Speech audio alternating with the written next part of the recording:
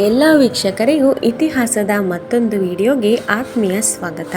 ವೀಕ್ಷಕರೇ, ನಮ್ಮಲ್ಲಿನ ನಂಬಿಕೆಯ ಪ್ರಕಾರ ನಾವು ಮನೆಯಿಂದ ಹೊರಗಡೆ ಹೋಗುವಾಗ ಯಾರಾದರೂ ಹಿಂದಿನಿಂದ ಕರೆದರೆ ಅದನ್ನು ಮಂಗಳಕರವಲ್ಲವೆಂದು ಪರಿಗಣಿಸಲಾಗುತ್ತೆ. ಮನೆಯಿಂದ ಹೊರಗಡೆ ಹೋಗುವಾಗ ಹಿಂದಿನಿಂದ ಯಾರಾದರೂ ನಮ್ಮನ್ನು ಕರೆದರೆ ಏನಾಗುತ್ತೆ ಹಾಗೂ ಯಾರಾದರೂ ಈ ರೀತಿ ಕರೆದಾಗ ಏನು ಮಾಡಬೇಕು ಎಂಬುದನ್ನು ಇಂದಿನ ವಿಡಿಯೋದಲ್ಲಿ ನಾವು ತಿಳಿದುಕೊಳ್ಳೋಣ. ಸನಾತನ ಧರ್ಮದಲ್ಲಿನ ನಂಬಿಕೆಯ ಪ್ರಕಾರ ಯಾರಾದರೂ ಮನೆಯಿಂದ ಹೊರಗಡೆ ಹೋಗುವಾಗ ಅಥವಾ ಯಾವುದೋ ಪ್ರಮುಖ ಕೆಲಸಕ್ಕಾಗಿ ಮನೆಯಿಂದ ಹೋಗುವಾಗ ಅವರನ್ನು ಹಿಂದಿನಿಂದ ಯಾವಾಗಲೂ ಅಡ್ಡಿಪಡಿಸಬಾರದು ಎನ್ನುವ ನಂಬಿಕೆ ಇದೆ. ಹೊರಗಡೆ ಹೋಗುತ್ತಿರುವ ವ್ಯಕ್ತಿಯನ್ನು ಹಿಂದಿನಿಂದ ಅಡ್ಡಿಪಡಿಸಿದರೆ ಅದನ್ನು ಅಶುಭವೆಂದು ಪರಿಗಣಿಸಲಾಗುತ್ತೆ. ಆತನು ಮಾಡಲು ಹೊರಟ ಕೆಲಸದಲ್ಲಿ ಯಶಸ್ಸು ದೊರೆಯುವುದಿಲ್ಲವೆಂದು ಹೇಳಲಾಗುತ್ತೆ.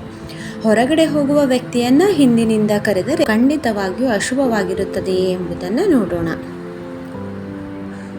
ಹೊರಗಡೆ ಹೊರಟ ವ್ಯಕ್ತಿಯನ್ನು ಹಿಂದಿನಿಂದ ಅಡ್ಡಿಪಡಿಸಬಾರದು ಎಂದರೆ ಅವರನ್ನು ನಾವು ಹಿಂದಿನಿಂದ ಕರೆಯಬಾರದು. ಇದರಿಂದ ಅವರು ಹೊರಟ ಕೆಲಸದಲ್ಲಿ ಅಡೆತಡೆಗಳು ಎದುರಾಗುತ್ತದೆ.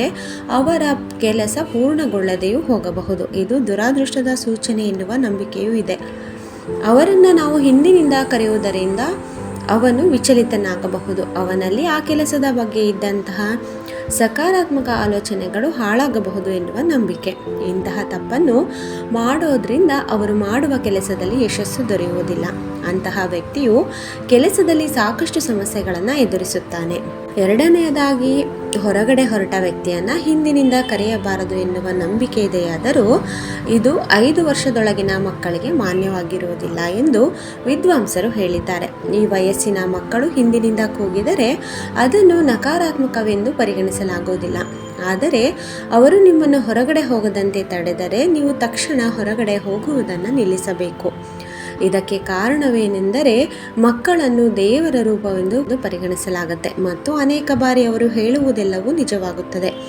ಅಂತಹ ಪರಿಸ್ಥಿತಿಯಲ್ಲಿ ಅವರು ನಿಮಗೆ ಅಡ್ಡಿಪಡಿಸಿದಾಗ ನೀವು ಹೊರಗಡೆ ಹೋಗದಿರುವುದು ಉತ್ತಮ. ಇಲ್ಲವಾದರೆ ಯಾವುದಾದರೊಂದು ಸಮಸ್ಯೆಯಲ್ಲಿ ಸಿಕ್ಕಿಕೊಳ್ಳುತ್ತೀರಿ ಎಂದರ್ಥ.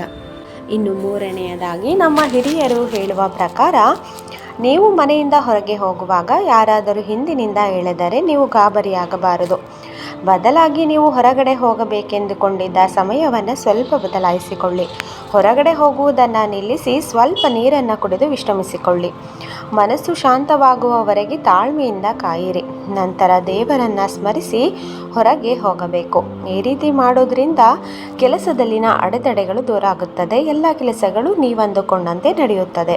ವೀಕ್ಷಕರೇ, ಕೆಲವರು ಇವುಗಳನ್ನು ನಂಬಿಕೆ ಎಂದು ಅಂದುಕೊಂಡರೂ ಅದೆಷ್ಟೋ ಜನ ಇಂದಿಗೂ ಇಂತಹ ನಂಬಿಕೆಯನ್ನು ಪಾಲಿಸಿಕೊಂಡು ಬರುತ್ತಾರೆ. ಎಷ್ಟೋ ಭಾರತೀಯ ಮನೆಗಳಲ್ಲಿನ ಹಿರಿಯರು ನಾವು ಮನೆಯಿಂದ ಹೊರಗಡೆ ಹೋಗುವಾಗ ಇಂತಹ ಘಟನೆಗಳು ಸಂಭವಿಸಿದಾಗ ಸ್ವಲ್ಪ ಸಮಯ ಕುಳಿತು ಹೋಗುವಂತೆ ಸಲಹೆಯನ್ನು ನೀಡುತ್ತಾರೆ. ನೋಡಿದ್ರಲ್ಲ ವೀಕ್ಷಕರೇ, ಇದೇ ರೀತಿಯ ಹೆಚ್ಚಿನ ಮಾಹಿತಿಗಾಗಿ ನಮ್ಮ ಚಾನಲನ್ನು ನೋಡ್ತಾ ಇರಿ.